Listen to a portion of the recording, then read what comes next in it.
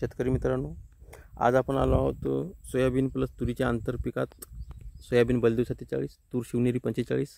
आणि बघा, तूर एकदम चांगल्या प्रकारची आहे, परंतु आता पाऊस उघडल्यामुळं बुरशीचा अटॅक जास्त पावसामुळे येऊ शकते आणि मर लागू शकते. तर त्यासाठी आपल्याला ड्रिचिंग करायचं आहे. तर ड्रिचिंगमध्ये काय घ्यायचं, तर सर्वात महत्त्वाचं म्हणजे आपल्याला काय घ्यायचं, तर आपण इथं घेतलेलं आहे साप पावडर. इथं 50 ग्राम घेतलेला आहे. सोबत घेतलेलं आहे आपण क्लोरोपायरीफॉस. बघा, क्लोरोपायरीफॉस 50% वालं, ते 50 मिली घेतलेलं आहे. आणि याचा फवारा तर आपण आता घेतलेला आहे. आता घ्यायचं आहे ड्रिचिंग. तर ड्रिचिंगमध्ये आपण अशा प्रकारे इथं धार मारणं चालू आहे. हे बघा, अशा प्रकारे धार मारणं चालू आहे. आपण बघू शकता तुरीच्या बुडापाठी.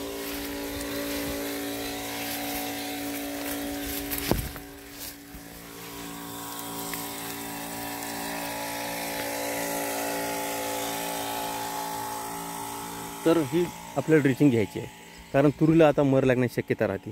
कारण आता वातावरणात उघाड येते आणि दुसरी गोष्ट म्हणजे धुवारी येते. धुवारी आल्यामुळे काय होते, आपल्याला बाष्पीभवन पाण्याचं व्हायला तयार होते आणि जमिनीमध्ये मुळे आता जे आहेत हे सुप्तावस्थेमध्ये गेले आहेत. तर सुप्तावस्थेमधल्यामुळे सहसा जे खतं दिले आहेत जमिनीमधली ती घेत नाहीत आणि काही जास्त पावसामुळे मुळे उघड्या पडल्या आहेत. त्यांना पण उघड्या पडल्यामुळं त्याला पण बुरशी लागण्याची शक्यता असते, त्या काळ्या कुट्ट होतात. तर त्यासाठी आपल्याला इथं ड्रिचिंग घ्यायची. तर ड्रिचिंगमध्ये आपण इथं कीटकनाशक घेतलं, कारण छोटी आळी येत असते. त्यासाठी ड्रिचिंग घेतली, कीटकनाशक घेतलं आणि कीटकनाशकासोबत आपण साप पावडर बुरशीसाठी घेतलं, कारण आता बुरशी पडण्याची शक्यता असते.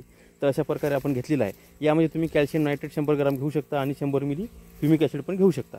परंतु आपली जमीन ही चांगल्या प्रकारची आहे, काळीकुट्ट आहे, त्यामुळे याच्यात जास्त खाद्याची गरज नाही आणि आपण 15 दिवसापूर्वी खाद्य दिलेलं आहे, त्याच्यामुळे आपण ते काय दिलेलं नाही, पण तुम्ही घेऊ शकता. तर अशा प्रकारे आपण इथं तुरीला इथं ड्रिचिंग आपण करणं चालू आहे. हे बघा,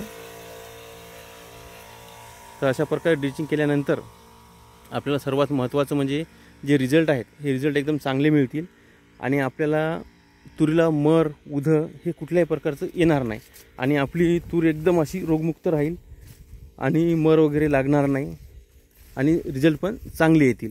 कारण यावर्षी आपली तूर जी आहे ही आहे बलदेव 47 आणि सोयाबीन आहे, आपले तूर जी आहे ही आहे शिवनेरी 45 आणि सोयाबीन आहे बलदेव 47.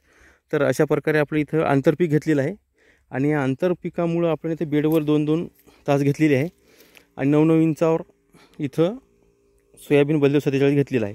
तर अशा प्रकारे घेतल्यानंतर आपल्याला इथं बघू शकता, इथं माल पण चांगल्या प्रकारे इथं लागलेला आहे. हे बघा, भरगच्च माल 250-300 शेंगा.